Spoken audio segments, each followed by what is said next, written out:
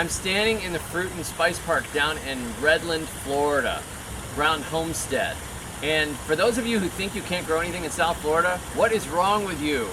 This place has got all kinds of awesome stuff, and I'm going to show you over the next little bit some of the really cool trees and spices and herbs and stuff they've got going here. But right now, look at what I'm standing underneath. You see this? That is black pepper. Actual, honest-to-goodness peppercorns growing on a trellis here. So you can grow your own pepper in South Florida. And we're going to wander around and look at some of the other trees, and I'm going to show you some of the really cool stuff they have here.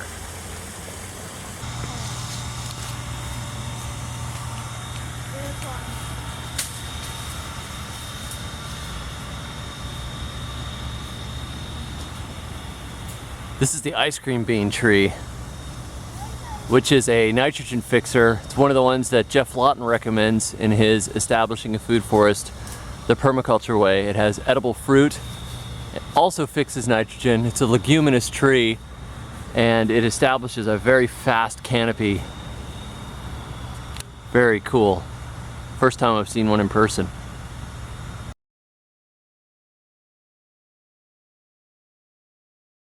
To get the fruit out of the plant, two ways, the easy way or the hard way. The easy way, I'll explain to you later. The hard way is what most people would immediately think of doing. Getting a ladder, opening it up, climbing up there with a knife in one hand, grab the stalk of bananas in the other hand and cut it free. The reason why I say that's a big mistake is because an average stalk of bananas like this doesn't look that heavy, does it? But an average one of these could weigh up to 100 pounds. Since bananas do only produce fruit once in their lifespan of the stalk that came up, easiest way to do it is kind of just lean on the tree, whack it softly with a machete to get about a halfway through, and then all you got to do is kind of walk it down. And the reason why I say that's the easy way is because your feet remain on the floor at all times. You'll let gravity bring it down for you. This is one of the most delicious fruit trees I have ever tasted. This is the sapadilla. Maybe they say it's sapadilla, I'm not sure. This is a gorgeous tree, and the fruit is awesome. Tastes like somewhat between a really good Japanese persimmon and a sweet potato. Deep red orange flesh. Marvelous tree. Very cool to see. Here's another nitrogen fixer. Probably planted as an ornamental though. I don't see any blooms on it at the moment. Here's a canistel. I actually have one of these in the Great South Florida Food Forest Project. This is a really cool tree. The fruit is really interesting. It's got kind of the texture of like a crumbly egg yolk. Really kind of neat. But it's got a sweet, tasty flavor to it. I don't even know how to describe it, but it's very fulfilling. It's got a wonderful marbly texture. Beautiful tree. Wow. Check out all these bananas. There is an incredible amount of bananas here. All over the place. This is a cool way to show off the bananas, I have to say. Look at this. Goldfinger. Look at those. Puamoa. That's these guys down here. Pelletita. And here's one of my favorites. 1,000 Fingers. Look at that. Isn't that amazing? What a horrifying amount of bananas. Little teeny weeny ones. And this is dwarf Orinoco, which are similar to the ones I've got growing at my place. They don't look like the Orinocos that I've seen though. I think they may have messed that up. These are praying hands. So the hands of bananas are all stuck together. Isn't that cool?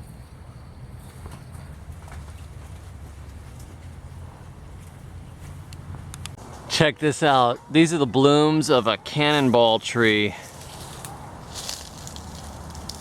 which is sadly short of cannonballs at the moment. Really cool. Look at how big those blooms are. Look at that. Beneath these beautiful coconut palms here, We have one of my very favorite trees, the Jaboticaba tree, which is sadly not in fruit at the moment, but you can see just the trunk of this tree is very architectural.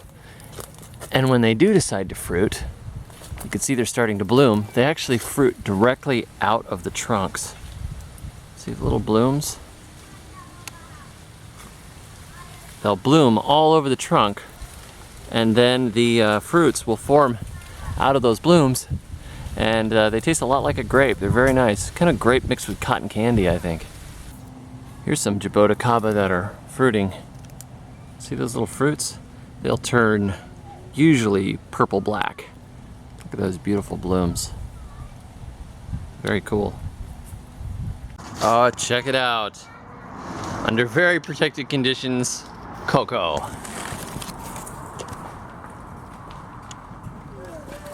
It's very cool.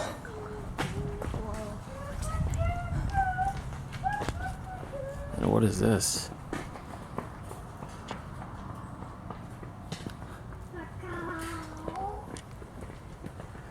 Those huge leaves. Even on the fence next to the highway here, passion fruit.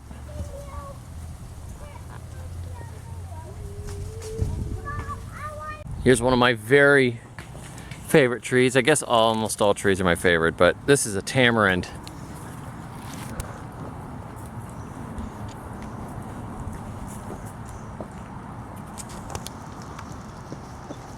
Beautiful.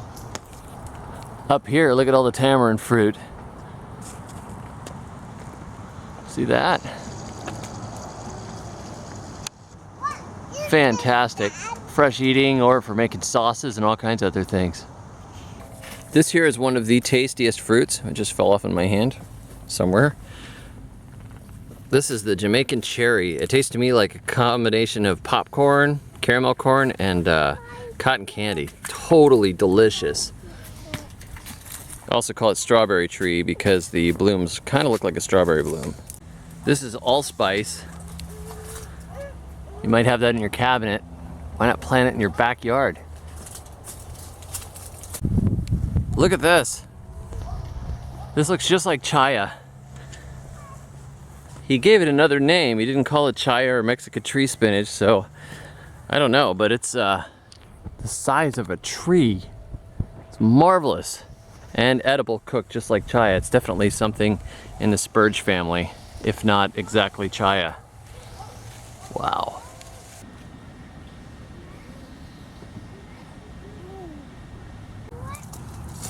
I don't even know what that tree is, but it's beautiful.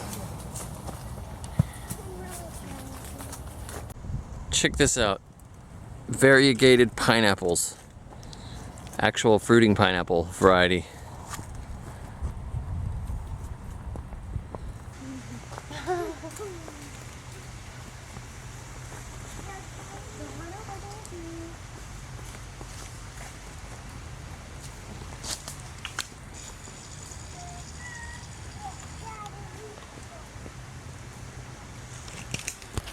That is the sausage tree.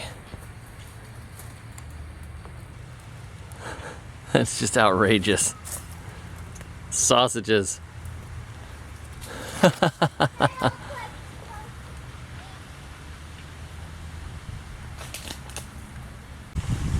This is the aki, which is poisonous until it splits open.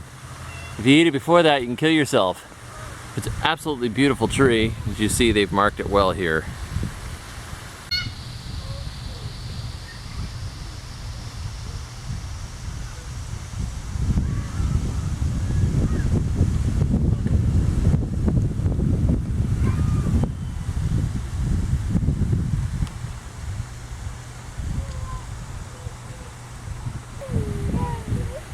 Look at these baobab trees. Aren't those awesome? Incredible trees. And I was told these are only about less than 50 years old. And they'll get much bigger than this. The tall plum. Real thorny, great hedge plant. Beautiful, ornamental. And when the fruit are fully ripe, they're edible.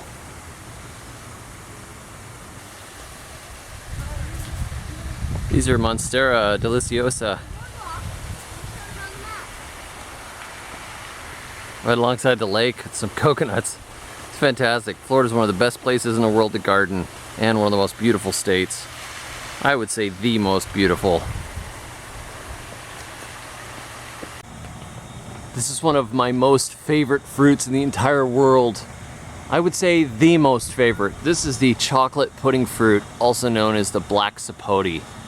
Fantastic. It's a persimmon relative. It tastes like chocolate mousse. It's incredible.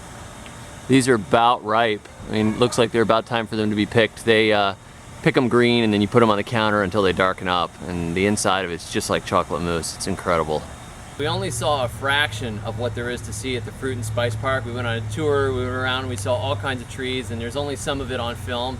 But I highly recommend that you come out here and check this place out. Come for a visit, take the tour, and see it. It's beautiful, there's a lot to see.